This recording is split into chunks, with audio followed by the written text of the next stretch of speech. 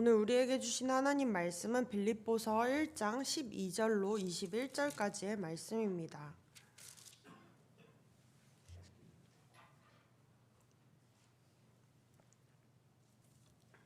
제가 가진 성경으로는 신약성경 318페이지 빌립보서 1장 12절로 21절 말씀, 제가 한 절 여러분이 한 절씩 교독하게 했습니다.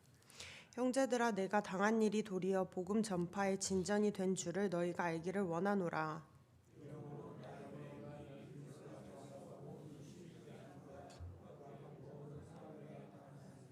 형제 중 다수가 나의 매임으로 말미암아 주 안에서 신뢰함으로 겁없이 하나님의 말씀을 더욱 담대히 전하게 되었느니라.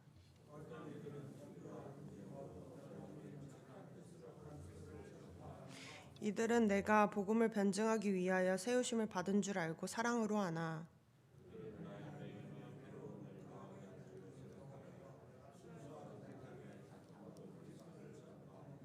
그러면 무엇이냐? 거칠애로 하나 참으로 하나 무슨 방도로 하든지 전파되는 것은 그리스도니 이로써 나는 기뻐하고 또 기뻐하리라.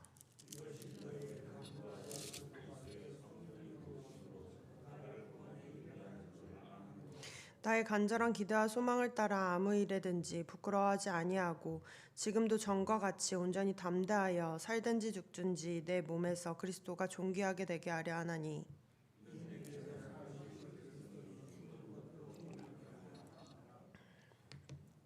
아멘.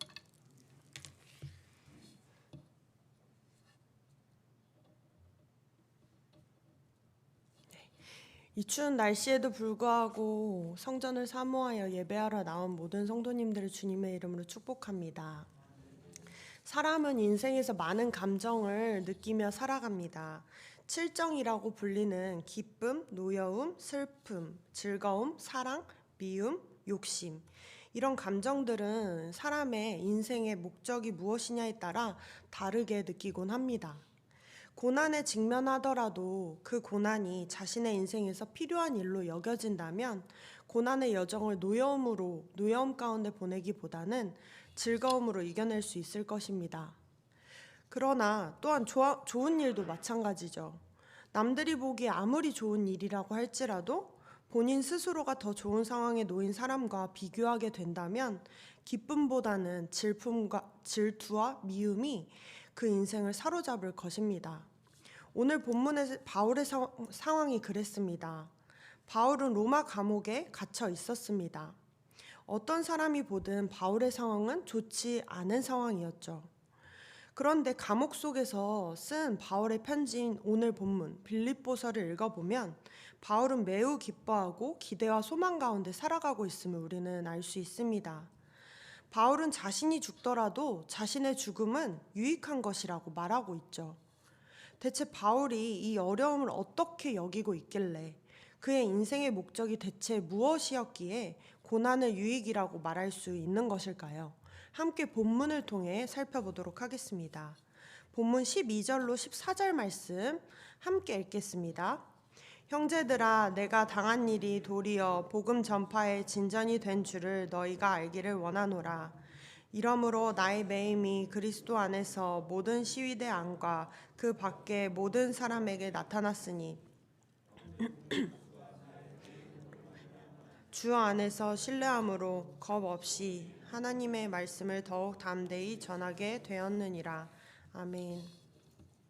매여 있다라는 표현을 통해 알 수 있듯이 바울은 로마 감옥에 수감되어 있는 상태였습니다. 명백한 범죄를 저지른 것도 아니었는데 감옥에 갇히게 된 상황이었습니다. 언제 어떻게 자신의 죄명이 판별날지 모르기에 굉장히 불안한 상황이었습니다. 그러나 바울은 이런 불안한 상황 속에서 감옥에 갇혀 있는 상황임에도 불구하고 하나님의 복음을 전하는 일을 멈추지 않았습니다. 오히려 이 사건을 주변에 있는 로마 시위대에게 복음을 전하는 기회로 삼았습니다. 비록 몸은 감옥에 갇혀 있었지만 바울은 여전히 그리스도 안에서 자유롭게 살아가고 있는 상태였던 것이죠. 바울은 이런 자신의 모습이 다른 그리스도인들에게 전해져서 바울이 잡혔다고 겁먹거나 위축되기보다는 오히려 주님을 신뢰하며 겁없이 복음을 전할 수 있는 계기가 되기를 바랬습니다. 그런데 바울의 어려움은 이뿐만이 아니었습니다. 15절에서 18절 말씀 제가 한 절 여러분이 한 절씩 읽겠습니다. 어떤 이들은 투기와 분쟁으로 어떤 이들은 착한 뜻으로 그리스도를 전파하나니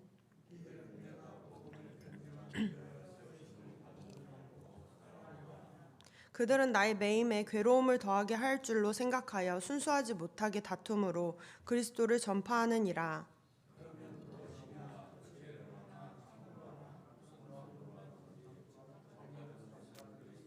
이로써 나는 기뻐하고 또한 기뻐하리라.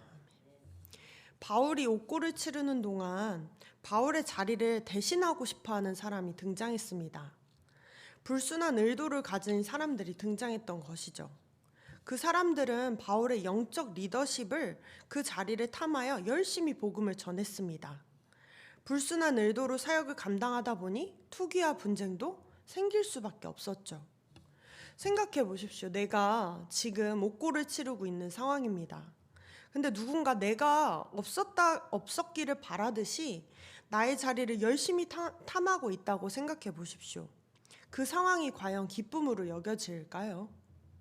그러기는 쉽지 않을 것입니다.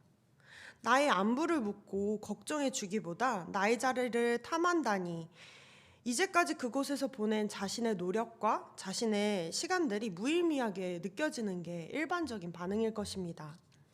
그러나 바울은 그 모습까지도 그러한 사람들까지도 기쁨으로 여길 수 있었습니다. 어떻게 기쁨으로 여길 수 있었습니까?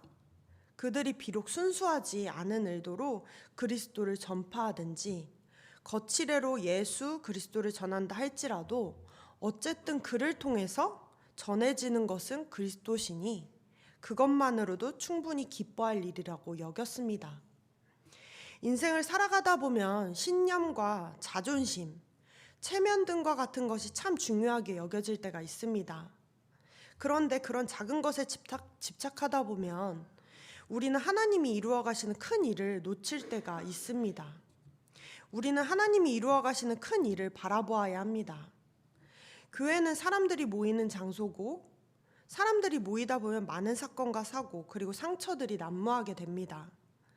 많이 자주 모일수록 좋은 곳이 되어야 하는데 되도록 노력을 그렇게 좋게 해야 되는데 사람이기에 어쩔 수 없이 안 좋은 모습도 보이고 속상한 일도 생기기 마련입니다. 그때 우리는 개인적으로 주어진 어려움에 속상하여 위축하기보다는 하나님이 이루시는 큰 일을 바라볼 수 있기를 소망합니다. 비록 내게 어려움이 있을지라도 이 어려움을 통해 누군가에게 복음이 전해질 수 있게 되고 누군가가 복음을 접하게 되는 기회가 된다면 우리는 그것으로 어려움을 이겨낼 수 있어야 합니다. 그렇게 될 때 옥에 갇혔을지라도 주 안에서 기뻐하며 자유를 누렸던 바울처럼 우리는 슬픈 상황에서도 기뻐할 수 있는 은혜를 경험하게 될 것입니다. 본문 20절에는 바울의 인생 최종 목적이 무엇인지 좀 더 분명하게 나타납니다. 본문 19절에서 21절까지의 말씀 함께 읽겠습니다. 이것이 너희의 간구와 예수 그리스도의 성령의 도우심으로 나를 구원에 이르게 할 줄 아는 고로 나의 간절한 기대와 소망을 따라 아무 일에든지 부끄러워하지 아니하고 지금도 전과 같이 온전히 담대하여 살든지 죽든지 내 몸에서 그리스도가 존귀하게 되게 하려 하나니 이는 내게 사는 것이 그리스도니 죽는 것도 유익함이라. 아멘. 바울의 간절한 기대와 소망이 무엇이었습니까? 예수 그리스도를 통해 구원받는 것이고 자신의 삶을 통해 그리스도가 존귀케 되는 것이 그의 삶의 목적이었습니다. 때문에 바울은 시련 가운데에서도 자신이 어떤 형벌을 받고 최악의 형벌로 혹시 죽게 된다 할지라도 자신의 죽음을 통해 그리스도가 존귀케 된다면 그것 또한 죽는 것 또한 유익하다라고 말했습니다. 사랑하는 성도님들, 우리의 삶은 어떻습니까? 죄인된 우리를 구원해 주신 예수님으로만, 그분의 영광만을 위해 만족하며 살아갈 수 있습니까? 그리스도의 영광만을 위해 이 땅에서 모진 수고와 고통, 죽음까지도 감내할 수 있습니까? 그리스도인의 삶의 목적은 예수 그리스도의 영광을 위해 살아가는 것이어야 합니다. 삶이 너무 바빠서 혹은 내게 닥친 어려움이 너무 크게 다가와서 우리 삶의 목적을 잃어버리지 않았으면 좋겠습니다. 우리의 고난을 통해 영광 받으실 하나님을 기억하며 고난 가운데서도 기쁨으로 살아가는 오늘 저와 여러분이 되길 기도하겠습니다. 기도하겠습니다. 사랑의 하나님, 오늘도 우리에게 귀한 하루를 허락해 주셔서 감사드립니다. 죄인 되었던 우리를 구원해 주신 그리스도를 기억합니다. 오늘 그 은혜를 기억하며 어떤 어려움에도 그리스도 안에서 기쁨을 누리며 살아가게 하시고 성령으로 충만케 하사 주님께 영광이 되고 주님을 찬양하는 하루 되게 하여 주옵소서. 예수님의 이름으로 기도드립니다. 아멘.